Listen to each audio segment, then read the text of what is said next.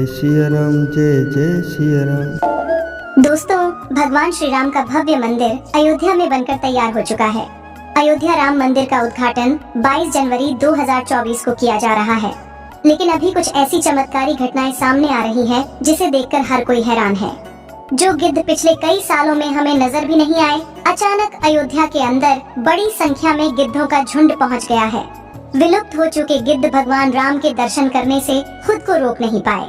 कई लोग इन्हें साक्षात जटायु कह रहे हैं, जो भगवान श्री राम के मंदिर की प्राण प्रतिष्ठा में शामिल होने के लिए आए हैं। लोगों को हैरानी इसलिए हो रही है क्योंकि जो गिद्ध की प्रजाति विलुप्त होने की कगार पर है, साल 2000 के बाद इतनी संख्या में कहीं पर भी ये नजर नहीं आए। और इतनी बड़ी संख्या में अयोध्या पहुंच जाना वाकई में भगवान श्री राम का चमत्कार ही है। और ये खबर जब मीडिया में पहुंची तो हर जगह भगवान श्री राम के चमत्कार की चर्चा होने लगी। जो लोग राम सेतु के प्रमाण मांगते आए हैं और रामायण महाभारत को मात्र एक काल्पनिक ग्रंथ बताते हैं, उनके मुंह पर एक करारा तमाचा लग चुका है, क्योंकि त्रेता युग से स्वयं चलकर आए हैं राम भक्त अपने प्रभु श्री राम के दर्शन करने। दोस्तों, गिद्ध यानी कि वो जानवर जो मरे हुए जानवरों को खाकर जिंदा रहते हैं और इसीलिए पर्यावरण को साफ करने में इनकी महत्वपूर्ण भूमिका होती है। पूरे इकोसिस्टम के लिए बेहतरीन बताए जाने वाले गिद्ध साल 2000 से ही भारत में विलुप्त हो चुके थे, जिन्हें मुश्किल से ही कोई देख पाता था। लोग गिद्ध को देखने के लिए तरस रहे थे, यहाँ तक कि इन्हें वापस भारत में लाने के लिए तरह तरह की योजनाएं भी बनाई गई, लेकिन कोई फायदा नहीं हुआ। पर जैसे ही राम जन्मभूमि अयोध्या में राम मंदिर बनकर तैयार हुआ, वहाँ गिद्धों की लाइन लग गई, जो श्री राम के दर्शन करने के लिए बड़ी संख्या में वहाँ देखे जा रहे हैं। अब दोस्तों, जो जीव इतने लंबे समय से विलुप्त हो चुके हैं, उनका इस तरह से उसी जगह पर उपस्थित होना जहाँ राम मंदिर बनकर तैयार हुआ है, ये कोई ऐसी वैसी बात तो है नहीं, साक्षात भगवान श्री राम का चमत्कार ही है। इसीलिए जैसे ही इसके बारे में मीडिया को पता चला, चारों तरफ इसकी खबर गूंजने लगी। अयोध्या में राम मंदिर के उद्घाटन के लिए अब ज्यादा दिन नहीं बचे हैं। जिस पल का सबको इंतजार था, वो घड़ी आ गई है। तैयारियां लगभग पूरी हो चुकी है। 22 जनवरी को पूरे प्राण प्रतिष्ठान के साथ अयोध्या में राम मंदिर का उद्घाटन कार्यक्रम किया जाएगा, जिसमें पीएम नरेंद्र मोदी से लेकर सीएम योगी आदित्यनाथ और राजनीतिक, खेल, सिनेमा, उद्योग हर क्षेत्र से सेलिब्रिटीज आने वाले हैं। नरेंद्र मोदी खुद अयोध्या में बने भव्य राम मंदिर का उद्घाटन करेंगे। अयोध्या को दुल्हन की तरह सजाया जाएगा और सुरक्षा के भी कड़े इंतजाम किए जाएंगे। अयोध्या में बने राम मंदिर की खुशी पूरे देश को है। हर एक व्यक्ति 22 जनवरी का इंतजार कर रहा है। हालांकि 22 जनवरी तक कोई भी आम नागरिक सुरक्षा कारणों की वजह से अयोध्या के राम मंदिर के दर्शन नहीं कर सकता है, लेकिन 22 जनवरी को पूरे विधि विधान के साथ भगवान श्री राम के राम जन्मभूमि मंदिर में स्थापित होने के बाद आम नागरिकों के लिए भी मंदिर के द्वार खोल दिए जाएंगे। आपको बता दें कि राम मंदिर के भव्य उद्घाटन का इंतजार सिर्फ देश के हिंदुओं को ही नहीं, बल्कि भारत में रहने वाले कुछ मुसलमानों को भी भगवान श्री राम के इस भव्य मंदिर के उद्घाटन का इंतजार है। कोई पैदल अयोध्या जा रहा है भगवान श्री राम के दर्शन करने, तो कोई मंदिर के निर्माण के लिए लाखों रुपए दान दे रहा है। देश के कुछ मुसलमानों ने इस राम मंदिर को दिल से स्वीकारा है और अयोध्या में राम मंदिर के बनने पर खुशी भी जाहिर की है। दोस्तों, एक तरफ देश के कुछ मुसलमान हैं जो भगवान श्री राम के आने का दिल खोलकर स्वागत कर रहे हैं, तो वहीं देश में कुछ हिंदू ऐसे भी हैं जो आज भी भगवान श्री राम को एक काल्पनिक पात्र मानते हैं। न सिर्फ भगवान श्री राम को, बल्कि भगवान श्री कृष्ण को भी कुछ लोग लोक कथाओं का पात्र ही मानते हैं। उन्हें इस बात पर बिल्कुल भी यकीन नहीं होता कि रामायण और महाभारत हमारे इतिहास का एक अटूट भाग है। लेकिन वो कहते हैं ना कि सच्चाई को कितना भी झुठलाने की कोशिश करो, वो बार बार आपके सामने हकीकत बनकर आती ही रहती है। ऐसा ही एक नजारा देखने को मिला है अयोध्या में, जहां भगवान श्री राम के सबूत देने के लिए स्वयं राम भक्त पधारे। वो राम भक्त जिन्होंने भगवान श्री राम को दुष्ट रावण के बारे में बताया था, जिन्होंने माता सीता को दुष्ट रावण से छुड़ाने की कोशिश में अपने एक पंख का बलिदान कर दिया था।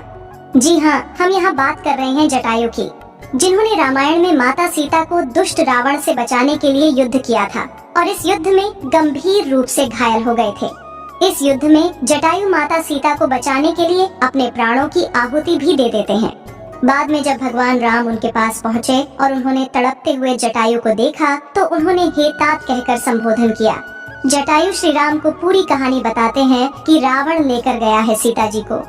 भगवान राम ने जटायु से ये भी कहा कि हम आपको अमर कर देते हैं, लेकिन जटायु ने कहा कि नहीं, मुझे अमरता नहीं चाहिए, मुझे ऐसा समय दोबारा नहीं मिलेगा।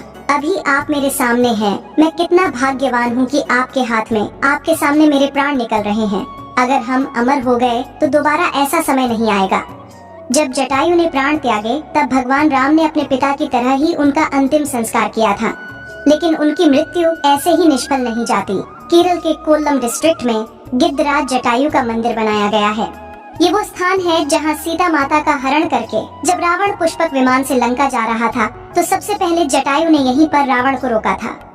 राम कथा में ये प्रसंग आता है कि जब जटायु के भाई संपाति ने कहा था कि मेरे पंख कमजोर हैं, मगर आँख दूर की चीज देख सकती है, इसलिए मैं सीता जी को अशोक वाटिका में बैठी देख रहा हूँ। दोस्तों, यही कारण है जब से अयोध्या में गिद्धों का झुंड देखा गया है तब से लोग इसे भगवान राम का चमत्कार कह रहे हैं और ये कह रहे हैं कि जटायु साक्षात भगवान राम के मंदिर के उद्घाटन में शामिल होने आए हैं। दोस्तों, आपको बता दें कि 22 जनवरी को अयोध्या में भगवान श्री राम मंदिर का भव्य उद्घाटन होना है। उससे पहले ही चमत्कार पर चमत्कार देखने को मिल रहे हैं। सबसे पहला चमत्कार तो तब शुरू हुआ जब लोगों को अचानक जटायु के वंशज गिद्ध आसमान में उड़ते हुए दिखाई दिए। यहाँ तक कि भगवान श्री राम के भक्त इन्हें राम मंदिर की प्राण प्रतिष्ठा में आए मेहमान मान रहे हैं, क्योंकि पिछले कुछ सालों से ये प्रजाति विलुप्त सी हो गई थी। लेकिन राम मंदिर का उद्घाटन नजदीक आते ही अयोध्या के आसपास बड़ी संख्या में गिद्ध आ पहुँचे हैं, जो अयोध्या के वातावरण को पूरी तरह से साफ करने में लगे हुए हैं। जितने भी मरे कुचले जानवरों के मांस इधर उधर पड़े हैं, जिनकी वजह से लोगों को परेशानी हो रही है, गिद्ध उन सभी का सफाया कर रहे हैं। तभी तो अयोध्या के आसपास का माहौल जन्नत से कम नहीं लग रहा है, जहां वातावरण इतना सुखद और बेहतरीन है, मानो आप सच में रामायण के त्रेता युग में पहुंच गए हो। दोस्तों, अयोध्या नगरी के अंदर ही भगवान श्री राम का जन्म हुआ था, जिसका जिक्र वाल्मीकि की रामायण में भी है। सालों तक चले राम राज्य के बाद जब श्री राम ने जल समाधि ले ली तो अयोध्या नगरी सूनी हो गई। पौराणिक मान्यताओं के अनुसार उज्जैन के चक्रवर्ती सम्राट विक्रमादित्य एक दिन आखेट करते करते अयोध्या पहुंच गए। थकान होने के कारण अयोध्या में सरयू नदी के किनारे एक आम के पेड़ के नीचे वे अपनी सेना सहित आराम करने लगे। उस समय यहाँ घना जंगल हो चला था। महाराज विक्रमादित्य को इस भूमि में कुछ चमत्कार दिखाई देने लगे। तब उन्होंने जांच पड़ताल की और पास के योगी और संतों की कृपा से उन्हें पता चला कि ये श्री राम की जन्म भूमि है। उन संतों के निर्देश से सम्राट ने यहाँ एक भव्य मंदिर के साथ ही कूप, सरोवर, महल आदि बनवाए। कहते हैं कि उन्होंने श्री राम जन्मभूमि पर काले रंग के कसौटी पत्थर वाले 84 स्तंभों पर विशाल मंदिर का निर्माण करवाया था।